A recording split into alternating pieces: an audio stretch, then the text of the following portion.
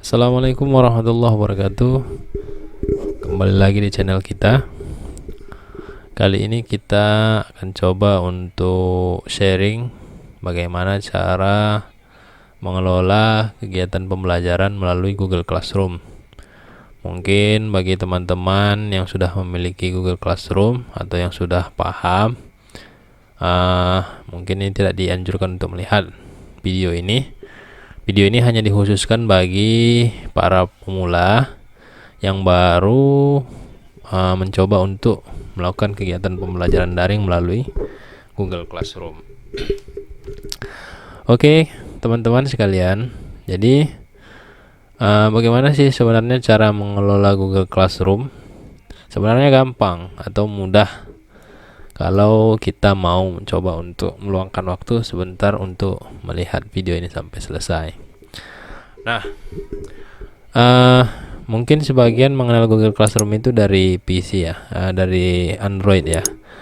Nah, sebenarnya Google Classroom ini lebih mudah digunakan dari PC, dari komputer. Kenapa demikian? Karena fiturnya lebih lengkap dan kita tidak perlu mendownload aplikasinya di laptop atau di PC, karena ketika kita membuka browser ya, kita ketik aja Google, kita ketik Google langsung. Nah, kita akan langsung masuk ke beranda. Nah, di pojok kanan ini kalau kita belum punya akun yang terkait ke Google-nya, browsernya, maka silahkan dikaitkan dulu dengan cara login. Jadi login ke akun yang sesuai dengan yang ada di Android kita supaya lebih mudah nanti proses untuk mengontrolnya. Jadi kalau sudah ada, silahkan tinggal kaitkan saja, atau seperti saya di sini ada beberapa akun yang saya punya. Kita kaitkan dengan satu akun yang memang sudah ada aplikasi Google Classroom-nya di Android kita. Ataupun kalau memang belum ada, silahkan dibuat baru juga tidak apa-apa.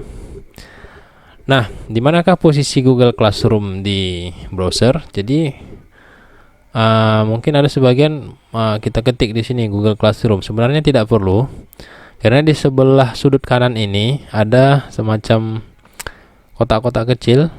Di sini dia tulis aplikasi Google. Jadi di sini sudah terkumpul semuanya apa saja yang ada di Google. Kita scroll ke bawah. Di sini ada Google Classroom di paling bawah ada. Sebenarnya banyak fitur-fitur yang lain, tapi ini yang umum yang ada di Google. Tinggal kita klik saja. Kita klik, maka itu akan otomatis langsung terbuka. Jadi kita tidak perlu download lagi. Itu kelebihan di PC. Kemudian yang kedua, kelebihannya adalah di PC kita bisa mendapatkan fitur-fitur yang lebih lengkap dari Google Classroom ini. Nah, jadi bagi teman-teman saya tidak akan menjelaskan lagi apa-apa saja fiturnya. Di sini saya hanya men-sharing bagaimana cara mengelola kegiatan pembelajaran melalui Google Classroom supaya lebih mudah dan efisien. Oke, langsung saja. Nah, saya ambil contoh misalnya di kelas ini satu. Jadi kita mau membuat materi misalnya. Jadi saya mau jelaskan dulu ini fungsi fitur menu-menu yang ada di atas ini. Jadi sini ada forum, ada tugas kelas, ada anggota, ada nilai. Forum ini bisa dikatakan adalah beranda atau bagian depan dari tampilan kelas. Jadi di forum ini kita bisa membuat semacam pengumuman. Ya, bisa membuat semacam pengumuman. Terserah mau buat apa. Misalnya kita mau buat tentang informasi kapan kita masuk di kelas ini, misalnya seperti itu boleh. Ya. Apakah di pengumuman ini kita bisa melampirkan file tambahan? Bisa. Kita bisa lampirkan file tambahan. Bisa dalam bentuk file dari Google Drive, ya. Jadi kalau ada file kita yang tersimpan di Google Drive, kita bisa langsung kirim ke forum ini. Misalnya lampiran-lampiran surat misalnya, boleh. Atau misalnya itu dari situs web tertentu, kita buat linknya. Jadi link, kita salin linknya, kemudian kita pastekan kemari. ya. Kita pastikan kemari. Kemudian apalagi yang bisa dikirim? File. Ini file ya. Ini kalau yang dari drive, kita filenya tidak ada di drive, tapi yang ada di PC, ada di laptop. Maka kita pilih menunya upload, kemudian browse. Kita browse. Nah, ini file yang ada di dalam komputer. Nah, kita pilih salah satu, kemudian kita letakkan di, misalnya nih, kita letakkan di sini. Kita letakkan open. Nah, dia akan masuk secara otomatis. Upload, ya, upload secara otomatis. Oke. Saya cancel aja. Kemudian apalagi yang bisa kita tambahkan di sini? YouTube. Jadi link YouTube, ya. Kita bisa lampirkan video dari YouTube, bisa dengan cara mengkopikan atau mempastikan alamat YouTube-nya, alamat videonya di sini, kolom ini. Oke, itu untuk menu forum. Jadi di forum ini kita bisa buat pengumuman atau bisa membuat diskusi juga bisa di sini.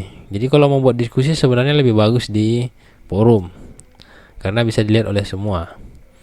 Kemudian menu yang kedua ada tugas kelas. Nah, tugas kelas ini di sinilah teman-teman sekalian atau Bapak Ibu sekalian menjadwalkan materi-materi atau tugas-tugas yang akan dikerjakan oleh peserta didik.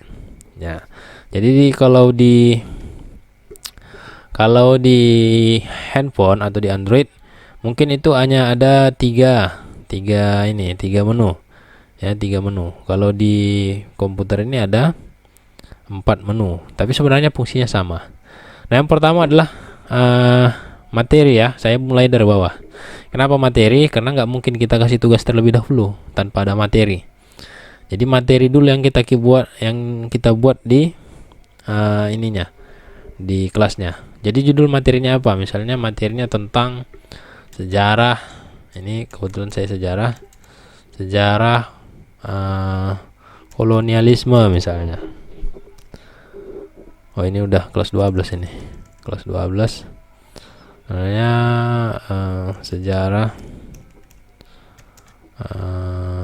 Orde Lama misalnya. Misal ini contoh, ya.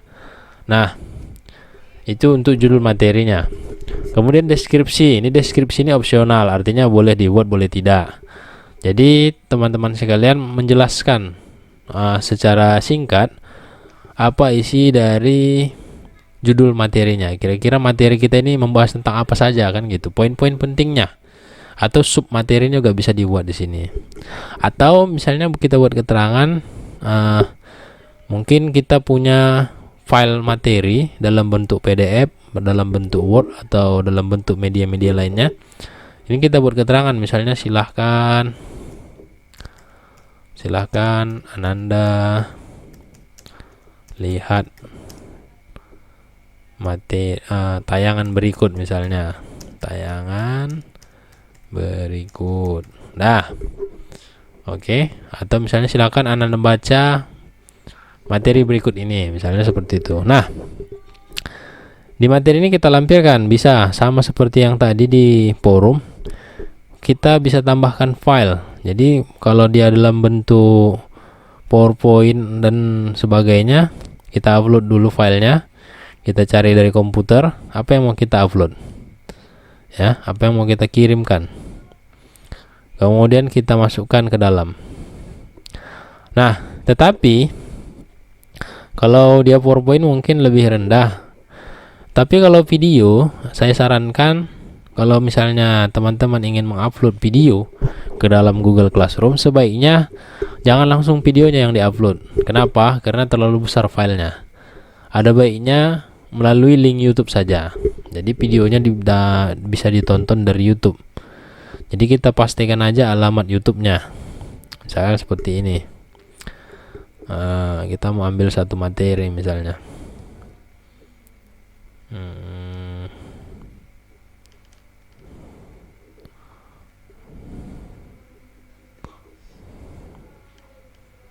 Sebenarnya kita ambil sejarah dulu. Sejarah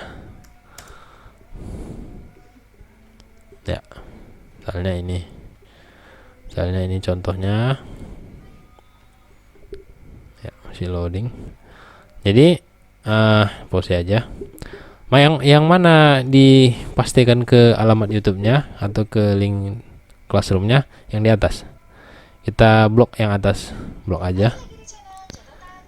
Kita blok yang atas. Kemudian kita copy. Kita salin, copy Ctrl C. Kemudian pastekan ke kelas tadi. Ya, pastikan kemari. Ctrl V, tempel. Nah, baru kemudian telusuri. Nah, dia akan muncul videonya secara otomatis. Setelah itu kita klik. Nah, kalau tadi belum diklik, ini tidak aktif menu yang di bawah. Jadi setelah diklik baru aktif, kemudian tambahkan. Oke, nah setelah itu, ini apakah bisa lebih dari satu media? Bisa lebih dari satu media untuk materi kita buat. Misalnya ini videonya, kita mau tambahkan PowerPoint-nya, bisa. Kita upload file. Kita ambil misalnya PowerPoint-nya dari komputer. Nah, ini misalnya ini kelas 12. Ini contoh aja ya, teman-teman ya, misalnya contoh. Oke. Ini sedang upload.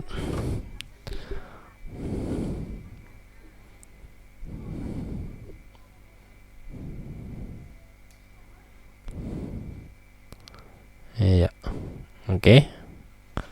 Dah selesai. Oh, belum, masih berjalan. Ya, jadi semua file bisa kita upload ke materi. Jadi tidak hanya video, tidak hanya Word. Jadi bisa, kalau di handphone atau di Android, kita bisa foto langsung. Kita buat foto. Misalnya teman-teman, saya belum sempat buat PowerPoint-nya misalnya gitu kan, tapi saya sudah punya coret-coretan tentang materi untuk disampaikan pada anak-anak hari ini misalnya, atau untuk besok. Maka kita tambahkan aja sama seperti tadi, file dalam bentuk foto. Oke. Nah, setelah itu, nah ini sudah masuk dua media. Apalagi yang harus kita buat? Yang kedua, selanjutnya adalah tentukan topiknya.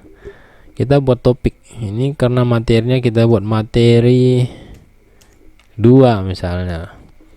Kenapa dibuat topik? Supaya nanti ketika kita ingin mengecek tugas-tugas mereka, tugas-tugas peserta didik, supaya lebih mudah dan supaya lebih terstruktur materi yang sudah kita sampaikan berurutan.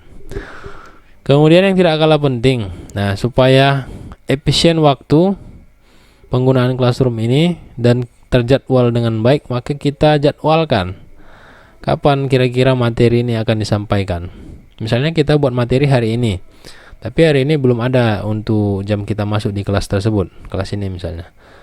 Nah, kapan kita masuk? Misalnya besok atau lusa kan, maka kita jadwalkan materinya sesuai dengan jam kita masuk. Misalnya saya masuk di tanggal 28.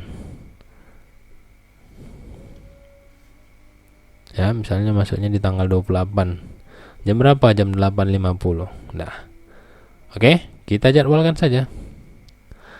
Nah, materi yang sudah terjadwalkan ini tidak muncul di menu atau di tugas kelas anak-anak atau peserta didik sebelum waktu yang dijadwalkan itu tiba. Jadi teman-teman sekalian tidak usah takut. Apakah materi yang sudah dijadwalkan itu bisa muncul? Pasti muncul sesuai dengan waktunya.